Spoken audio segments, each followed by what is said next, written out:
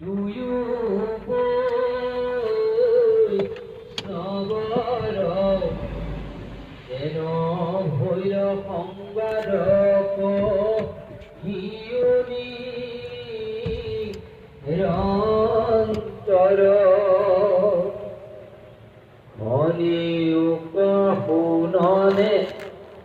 ধনিয়োক শুননি কৃষ্ণ কথা নিকুলৰ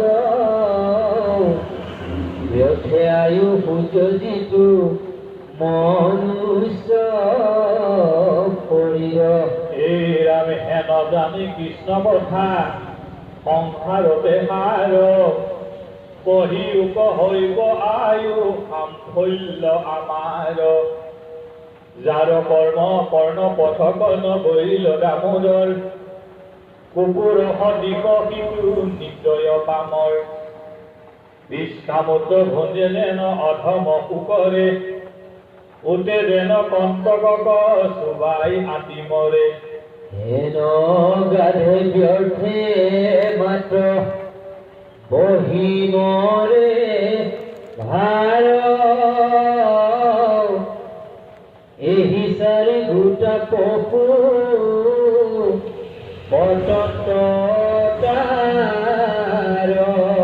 এতিয়া মনুষ্য জীৱন দুৰ্লভ কলিকালে জন্মগ্ৰহণ কৰা দুৰ্লভ গীতাই কি কৈছে ও দেৱে বোলে ভাৰত বৰিকে নৰ হৈব কৰ্ম কৰি ঈশ্বৰৰ চৰণ প্ৰৱতাইব দেৱতায়ো মানুহৰ জনম পাবলৈ ইচ্ছা কৰে কেলে ও কৃষ্ণ ভক্তি বিনা কদাচিতো নহয় জ্ঞান এই এতেকে মনুষ্য জন্ম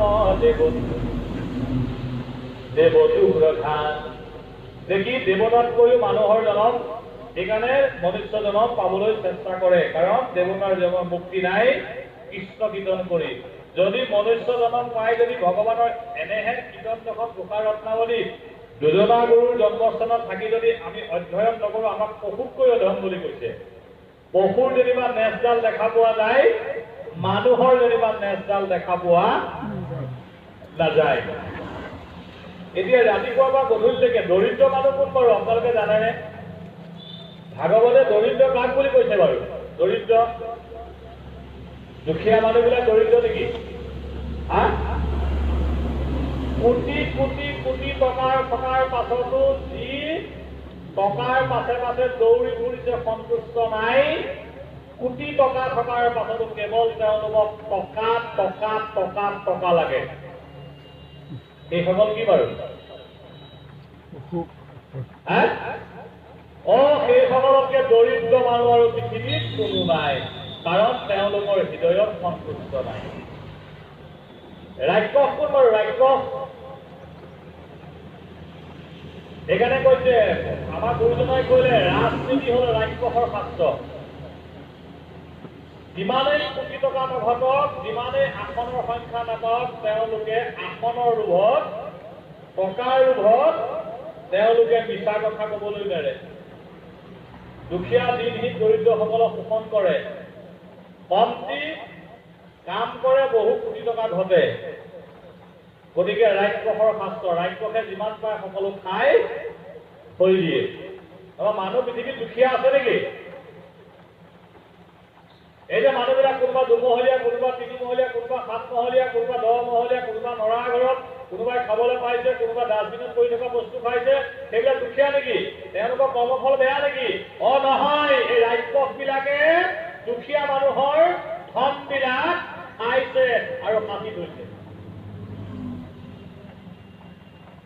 দুখীয়া মানুহৰ ধনবিলাক কোনে খাইছে দুষ্ট দৈত্যবিলাকে সেইকাৰণে পৃথিৱীত জাতি দুটা এটা ভাল এটা বেয়া এটা দৈত্য এটা অসুৰ মানে বাৰু গতিকে মানুহ দুখীয়া নহয় মানুহবিলাকক মানুহে দুখীয়া কৰিছে গতিকে মহাজন কোন মহাজন কোন হেৰু হৃদয় তোৰ ব্ৰহ্মাণ্ড ভিতৰে যত বস্তু আছে তোক নোজোৰৈ তাকতে যি কৃষ্ণ কথা অক্ষয় অমৃত বিয়া সন্তোষক লভিও হৃদয় কোন দুখীয়া যাৰ হৃদয়ত সন্তুষ্ট নাই সেইজনহে দুখীয়া। কাৰোবাৰ কোটি টকা নাই, নৰাৰ ঘৰৰ তলত আছে, গছৰ তলত আছে, আৰু চুপাৰীখনতে সুন্দৰকে গীত গাই আছে, তেওঁ আনন্দই আনন্দ, আনন্দই আনন্দ। কাৰোবাৰ কোটি কোটি টকা আছে, হাঁহি এটা কিন্তু মাৰিব নোৱাৰে, দুখেই দুখ জীৱনত, ওলাই পাতিয়ে নধৰা দুখ। সঁচানে মিছা? মহাজন কোনজন? কোন মহাজন? ধন লাগিব, ধন টকা পইচা ঘটি কিন্তু কৃষ্ণক পাহৰিব নালাগিব। প্ৰথম পিতৃদেৱ ভৱ, পিতৃক দেৱতাৰ দৰে ভক্তি কৰিব লাগিব। মাতৃদেৱ হব, মাতৃক দেৱতাৰ দৰে। তোমালোকে দেৱতা পূজা কৰিবা, কাক কৰিবা? পিতৃদেৱ ভৱ, পিতা স্বৰ্গ, পিতা ধৰ্ম, পিতা হি পৰমন্তৱ। যি ল'ৰা ছোৱালীয়ে মাক দেউতাকক ভক্তি কৰিছে, বৃদ্ধ বয়সত মাক দেউতাকৰ সেই সুখ, দুখেই দুখ তেওঁলোকৰ, তেওঁ বেলেগকৈ আৰু দেৱতা পূজা কৰিব নালাগে। পিতৃ সন্তুষ্ট হলে সমস্ত দেৱতা সন্তুষ্ট। আৰু যি ল'ৰা ছোৱালীয়ে, যি শাহুৰ পুতেক বোৱাৰীয়েকে নিজৰ পিতৃ মাতৃ শাহুৰ শহুৰক ভক্তি কৰিব পৰা নাই, শান্তি দিব পৰা নাই, সুখ দিব পৰা নাই, কোটি টকা থাকিলেও তেওঁলোক কেতিয়াও পুত্ৰ বুলি ক'ব পৰা নাযায়। মাতৃদেৱ হব, মাতৃ গংগা, মাক গংগা। মাকৰ চৰণত সেৱা কৰিলে গংগা স্নান কৰিব নালাগে। কোনে কৈছিল? কোনে কৈছিল? গণেশে।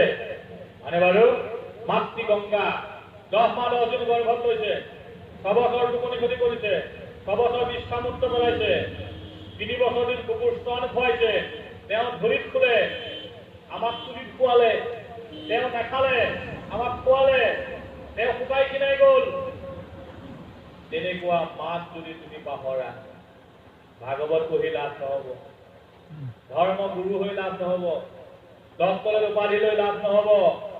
মাতৃদেৱ ভৱ, মাতৃৰ চৰণত তুমি সেৱা কৰিবা। কোন ধন্যবাদৰ মাত্ৰ বাৰু এতিয়া? যি পিতৃ মাতৃয়ে এজনী আদৰ্শৱান বোৱাৰী পাইছে, ভাগ্যৱনে, তেওঁতকে মহাভাগ্য নাই। পিতৃ মাতৃ ৰোগগ্ৰস্ত অৱস্থাত যিগৰাকী ভাৰ যায়, স্বামী বোৱাৰীয়ে স্বামীৰ বুকৰ পৰা আহি মাক দেউতাকৰ বুকত থাকি শুশ্ৰূষা কৰিছে। তেনেকুৱা বোৱাৰী যদি আপোনালোকে কোনোবাই পাইছে, আপোনালোকতকে মহাভাগ্যৱান কোনো নাই। আৰু যি পুতেকে বৃদ্ধাৱস্থাত নিজৰ মাক দেউতাকক ভাৰতৰ ৰুমৰ পৰা গৈ পিতৃ মাতৃৰ বুকত থাকি শুশ্ৰূষা কৰিছে, দুখ নিদিয়াকে, তেনেকুৱা পুত্ৰ যদি কোনোবাই লাভ কৰিছে, তেওঁ মহাভাগ্যৱান। গতিকে বৃদ্ধ বয়সত মই প্ৰতিটো বোৱাৰীসকলক কৈছো, তোমালোকে কিন্তু তোমালোকৰ মা দেউতা শাহুৰ শহুৰক কেতিয়াও অৱহেলাৰ চকুৰে নাচাবা। তেতিয়া কিন্তু ভাগৱত শুনি একো লাভ নহব। যিমান পাৰা সিমান বৃদ্ধ অৱস্থাত আমি মাক দেউতাকৰ ভাৰ মাৰিবলৈ চেষ্টা কৰিব লাগে। শাহু যদি মূৰ্খ হয়, তেতিয়া বোৱাৰী জ্ঞানী হব লাগিব। পুত্ৰ যদি মূৰ্খ হয়, তেতিয়াহ'লে পিতৃ জ্ঞানী হব লাগিব। প্ৰহ্লাদৰ নিচিনা, হয়নে বাৰু? প্ৰহ্লাদৰ পিতৃ মূৰ্খ, প্ৰহ্লাদ কিন্তু জ্ঞানী।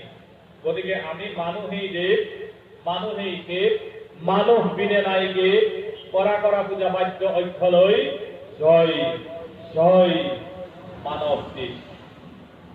গুৰুদেৱ ভৱ, যিজন গুৰুৰ পৰা দুই চকু দেখিলো, মহাপুৰুষ শ্ৰীমন্ত শংকৰ গুৰুজনাক যদি পাহৰি যাওঁ, এই গুৰুজনাৰ ধৰ্ম যদি আমি গুৰুজনাৰ যদি শিৰ ধুৱাই নাথাকো, তেনেহলে আমাৰ জীৱন বৃথা।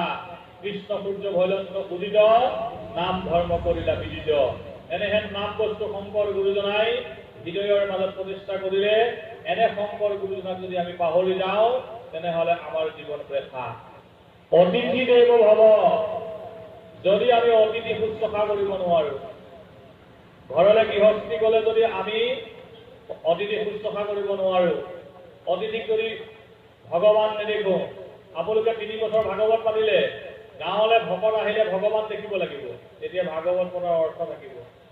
কৃষ্ণ বোলে কৃষ্ণ, আহক বহক কৃষ্ণ, অন্ন দিওঁতে চাহ দিওঁতে মুখত কৃষ্ণ থাকিব লাগিব, আৰু ভাল পাব লাগিব ভকতক, নামঘৰ ভাল পাব লাগিব। এইবিলাক হল ভাগৱতী ভকতৰ ধৰ্ম। এইখন গান বোৱাৰী কিমান আছে? কিমান আছে বোৱাৰী? 60, 40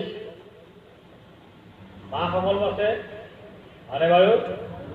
অহা বছৰ ভাগত আকৌ যেতিয়া পাতিব তেতিয়া আপোনালোকে প্ৰেমটো চাব লাগিব, ভকতৰ প্ৰতি প্ৰেম। আপোনালোকে ক'ব লাগিব সভাপতি সম্পাদকক যে হেৰা সভাপতি সম্পাদক উদযাপন সমিতি, তোমালোকে চেলেং কাপোৰ গামোচা কিনিব নালাগে। আমাৰ বাকচত বহু আমি হাতে বোৱা গামোচা চেলেং কাপোৰ আছে। আমি প্ৰত্যেকে হাতে বোৱা এখন এখন গামোচা ভকতসকলক সম্ভাষণ জনাম। এইটো ত্যাগ, এইটো প্ৰেম, এইটো ত্যাগ। তেতিয়াহে হ'ব। বোলে খোদাৰ গামোচা ভাল বোলে বোৱা বোলে অহাবাৰ এইখন গামোচা বোলে মই বৈ দিম, এখন গামোচা বৈ দিম। ইয়াত বোলে কিনা গামোচা নামাৰো, প্ৰত্যেকে হাতে চাৰে কটা গামোচা বৈ গামোচা ধুনীয়া কৰি। এইটো নামঘৰৰ প্ৰতি থকা প্ৰেম আৰু ভক্তি। ক'ব নজনাসকলৰ কথা মই নাই কোৱা, মই জনাসকলৰ কথা কৈছো। এইটো প্ৰেম, এইটো ভক্তি। প্ৰত্যেকেই যোনে যি পাৰে অনুষ্ঠানত দান দি পেলাই অনুষ্ঠান ভাগ সুন্দৰ কৰিব লাগিব। তেতিয়া ভাগৱতৰ প্ৰতি প্ৰেম, ভকতৰ প্ৰতি ভক্তি। যদি কৃষ্ণ বুলিও ক'ব নোৱাৰো, সেৱা কৰিবলৈ যদি চাকৰিবও নোৱাৰো, বোকা কাপোৰ যদি মুখস্থ নাই, সকলোৱে যদি কাপোৰ মাতবোৰ যদি নকৰে, অকল ভাল লাগিলে বুলি ক'লে হ'বনে? সেইকাৰণে অতিথি দেৱ হ'ব, গুৰুদেৱ হ'ব। সেইকাৰণে আটাইতকৈ জানিব লগা গৃহস্থী সংসাৰৰ পিতৃ দেৱ হ'ব, মাতৃ দেৱ হ'ব, গুৰুদেৱ হ'ব, অতিথি দেৱ হ'ব। আৰু নামঘৰ, লাইব্ৰেৰী। ইয়াত লাইব্ৰেৰী নাই হয়নে বাৰু? আছে নাই? ক'ত আছে? কিতাপ কোনে পঢ়ে লাইব্ৰেৰী?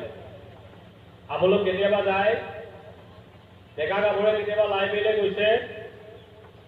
লাইব্ৰেৰী কিতাপ এতিয়া কোনে পঢ়ে জানেনে? নিগনি আৰু পইতা চোৱাই। এতিয়া ডেকা গাভৰুৱে কিতাপ তোমালোকে নপঢ়িবা, মোবাইলৰ ফোনটোত ব্যস্ত থাকিবা, তেতিয়া কি হ'ব? আমাৰ ভাল সন্তান সুনাগৰিক হ'ব পাৰি। এইটো কি কথা? আমি কিতাপ পঢ়িব লাগিব। গ্ৰন্থ পঢ়িলে তোমালোক নিৰ্ভীক হবা। গতিকে জ্ঞানৰ কাৰণে তোমালোকে প্ৰতিমাহে এখনকৈ গ্ৰন্থ কিনিবা, ফটো আনিবা, তোমালোকে লাইব্ৰেৰীলৈ যাবা আৰু লাইব্ৰেৰীটো পৰিপক্ক কৰি ৰাখিবলৈ চেষ্টা কৰিবা। গাঁৱত মইনাচৰা কৰিব লাগে। শিশুসকলে বৰগীত, জ্যোতি সংগীত, বিষ্ণুৰাভা সংগীত এইবিলাক শিকালেহে আমাৰ ল'ৰা ছোৱালীবিলাকে আমি প্ৰকৃত অসমীয়া ভাষা, প্ৰথম মাতৃভাষা, মই ভাল পাব লাগিব মাতৃভাষা, মই মাতৃ, মই মহাপুৰুষ, এইসকলক আমি ভাল পাব লাগিব। তেতিয়াহে আমি আচল ভাগৱত পঢ়াৰ সাৰ্থকতা থাকিব। যেই কি নহওক সময় বাগৰি গৈছে, গতিকে আইসকলো যাব লাগিব। ইয়ালৈ এজন পাঠক আহিব লাগে।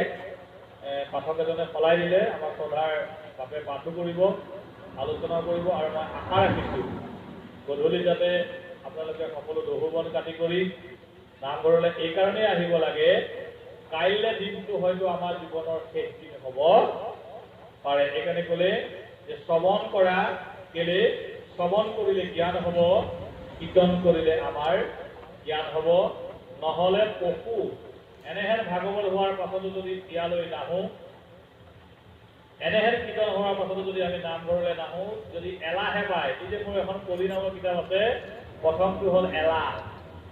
প্ৰথমটোহে দিনটো গ'লো, শোভাযাত্ৰাও কৰিলোঁ, ভাগৱত ভ্ৰমণো কৰিলোঁ, বতৰটো বৰ ডাৱৰীয়া, নেযাওঁ আৰু শুই থাকো দিয়া।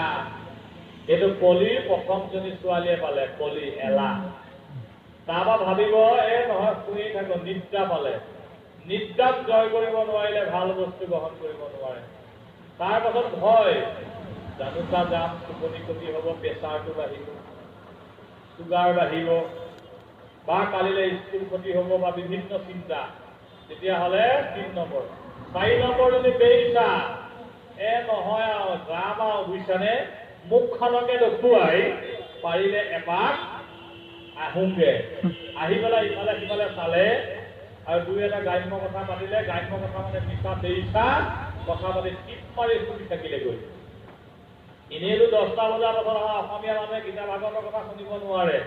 শুনিব পাৰিব মই কোৱা গানবিলাক, খাই লম চুই লম চাই লম, এতিয়া আজিকালি গীতবিলাক গাইছে এতিয়া, সেইবিলাক লাগিলে বাৰটা এটা দুটা নালাগে, নিয়ৰৰ টোপাল কৰিলেও শুনিব, কিন্তু গীতা ভাগৱতৰ কথা শুনিব নোৱাৰে। গতিকে 10টা বজালৈকে হ'ব। মই আশা ৰাখিছোঁ এই গাঁৱৰ যিমান ৰ'দ হওক বৰষুণ হওক, যিমান ধুমুহা বতাহ শিল নপৰক, এই নামঘৰলৈ আহক। ৰাখে হৰি মাৰে কোনে, মাৰে হৰি ৰাখে কোনে। আমি ৰাতি নামো গাম, অকণমান ব্যাখ্যাও কৰিম। গতিকে আপোনালোকৰ জীৱন ধন্য হ'ব। এতিয়া বৰা বাপে সেই থকাটোকে সিদ্ধান্ত কৰিলে।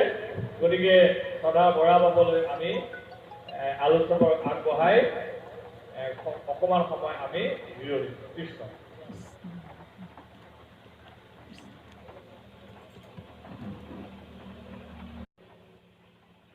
যুৱক যুৱতীসকলক সন্মুখত বহুৱাই তেওঁলোকৰ উৎকৰ্ষ সাধনৰ নিমিত্তে যিখিনি উপদেশমূলক কথা আগবঢ়ালে, সেইখিনি তেওঁ মনৰ নহয়, এয়া হ'ল ভাগৱতৰ। আমি আগতে কৈছিলোঁ ভাগৱতত আপুনি যি বিচাৰে তাকেই পাব। সেইকাৰণে ভাগৱতক কল্পতৰু বোলা হৈছে, কল্পতৰু। তাকে যদি নিবিচাৰে, বিষয়ত যদি আসক্ত হৈ থাকে, আজিৰ দিনটো এই দিনটো আকৌ ঘূৰাই নাপায় বুলি কতবাৰ গ'লে এই দিনটো আমি এৰি দিব নালাগে। আমি যদি বতৰলৈ ভয় কৰি নাহোঁ, মহাপুৰুষে কৈছে সেহিকে দিনক ভাই দুৰ্দিন বুলিয়া মানি, মেঘাচন্ন নহয় দুৰ্দিন। দুৰ্দিন কুকুৰৰ লগত তুলনা কৰিছে। তাৰপিছত কৈছে বিছটা বহুতা, বিছটা খোৱা গাহৰি। কি বিছটা? বিষয় বিছটা। যি বিষয় বিছটাতে লুটি পুটি খাই আছে, সেই গাহৰি বুলি কৈছে। তৃতীয়টো কৈছে উট, উটৰ তুলনা দিছে। উটৰ প্ৰধান খাদ্য কি বাৰু? কাঁইটযুক্ত ডাল পাত। কেলে কাঁইটযুক্ত ডাল পাত খায়? তাৰ এই পোৱাৰিবিলাক ফুটাই দিয়ে আৰু তেজ ওলায়। তাৰ খাদ্যৰ লগত তেজৰ লগত সংমিশ্ৰণ হৈ পেলাই এটা চাদ হয়। সেই চাদটোকে ভাবে এইটো মই খোৱা দ্ৰব্যকৰহে চাদ।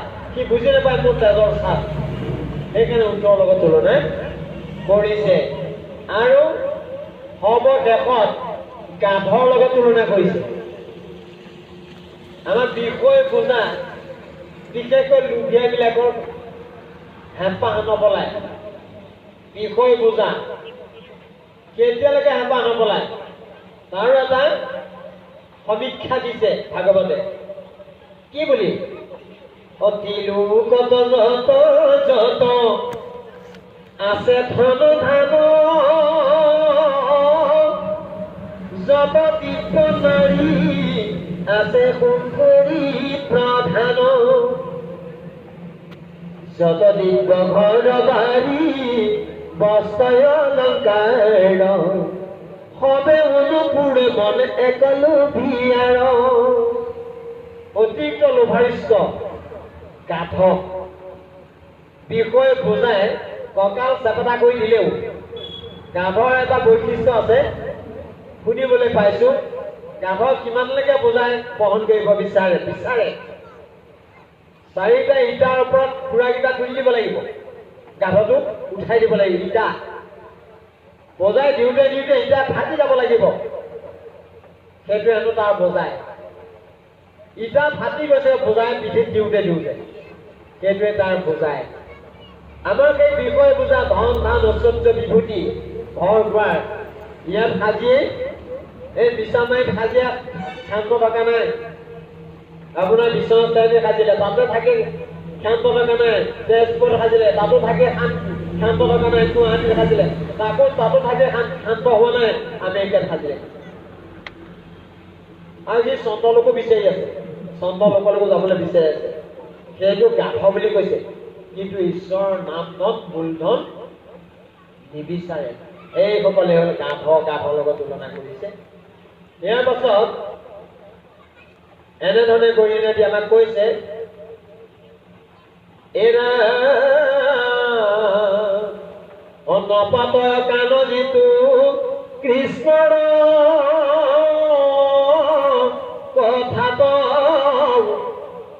হইলা দুই কৰ্ণ তাৰ দুই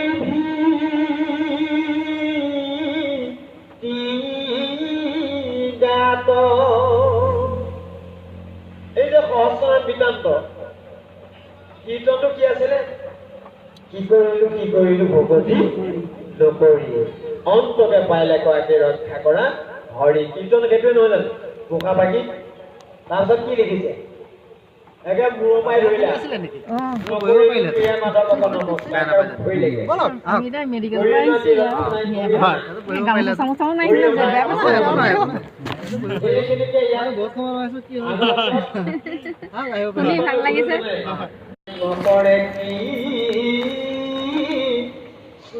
নমস্কাৰ কিৰীটি যুগুত মাথা ভাড় ভৈল পাৰ কৃষ্ণৰ নকৰে কৰ্ম যিটো হস্ত ধুই কংকন সজিতে যিটো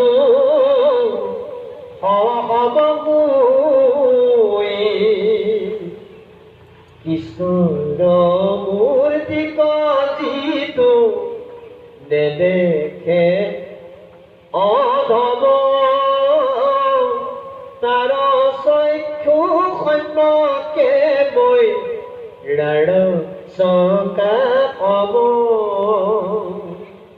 এই কৃষ্ণৰ নকজিতো নকৰে গমন বৃক্ষ শিপা অৱতাৰ দুখানি চৰণ ভকতৰ পদৰেনো নলৱে যি নৰ জীবন ততে অখিত মৃত কমান এই কৃষ্ণ পদ তুলসীৰ নলৈলে ধ্যান তাৰ পদে সিটো হাতীৰ সমান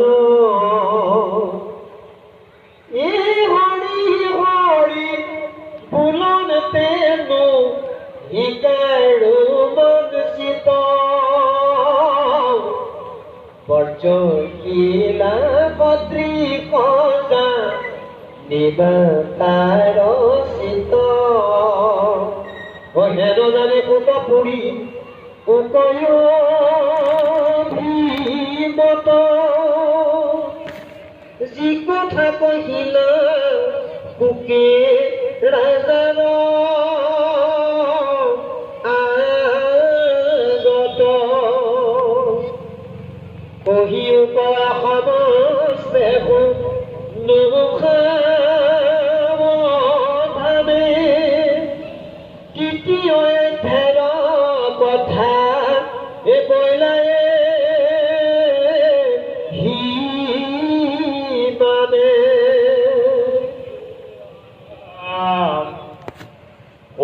সামাজিক জন ভাগৱত কথা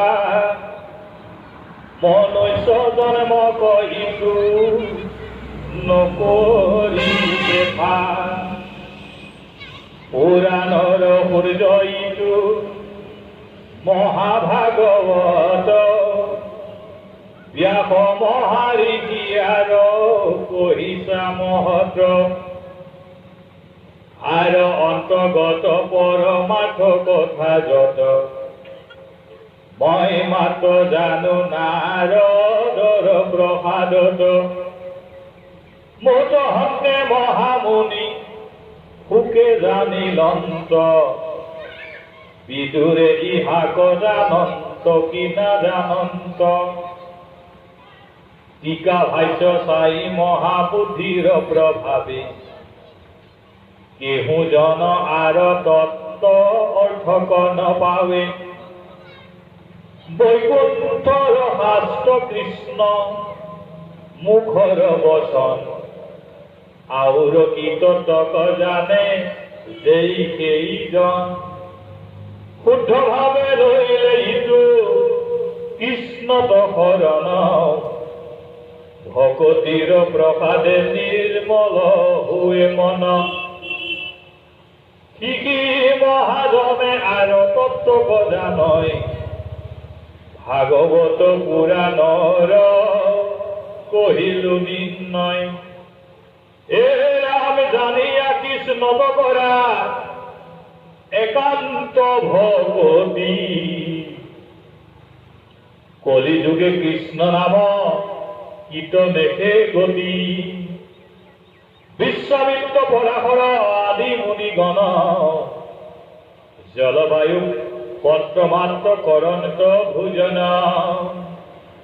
কামিনী জনৰ মুখ পদ্ম ফুললিত দেখি তারা কব হইল কামে বিমোহিত দধি দুগ্ধ ঘিত মিশ্র করি খালি অন্ন প্রবন্ধিয়া প্রদীপে ভঞ্জে জিতু জন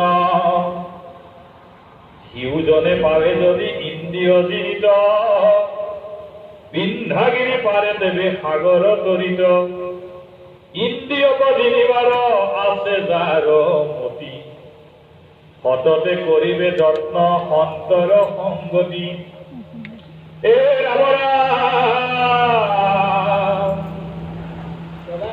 শ্ৰৱণ কীৰ্তন মাত্ৰ কৰিবে কৃষ্ণৰ ইন্দ্ৰিয়ক যিনি হইবে কৃতাৰ্থ কিনৰ ও হেন জানি যতনে জীৱান কাম শংকৰে ও ৰসিলা লাগি ও মুলাৰা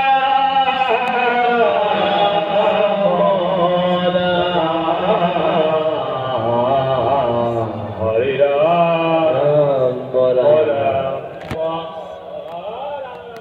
কৃষ্ণ এতিয়া আমাৰ ইন্দ্ৰিয়বিলাকক গৰিহণা দি যি উদ্দেশ্যে আমাৰ ইন্দ্ৰিয়বিলাকক প্ৰভু ভগৱান লয় জ্ঞানান্বিত হিচাপে এটা মানুহ আজি জগতলৈ পঠিয়াইছে মানুহ হৈ যদি ঈশ্বৰ ভকতি নকৰো তাৰ আমাৰ ইন্দ্ৰিয়বিলাকক গৰিহণা দিছে কেলে হৰি গুণ নাম শ্ৰৱণ কীৰ্তনে ভজিও হৰিৰ চৰণ মন ইচ্ছা হুইবাৰ এহি মানে মাত্ৰ জানা নিজ প্ৰয়োজন মনুষ্যৰূপে সংসালে তেতিয়া সাৰ্থক হ'ব যদি ঈশ্বৰৰ লগত যোগসূত্ৰ ৰাখিছো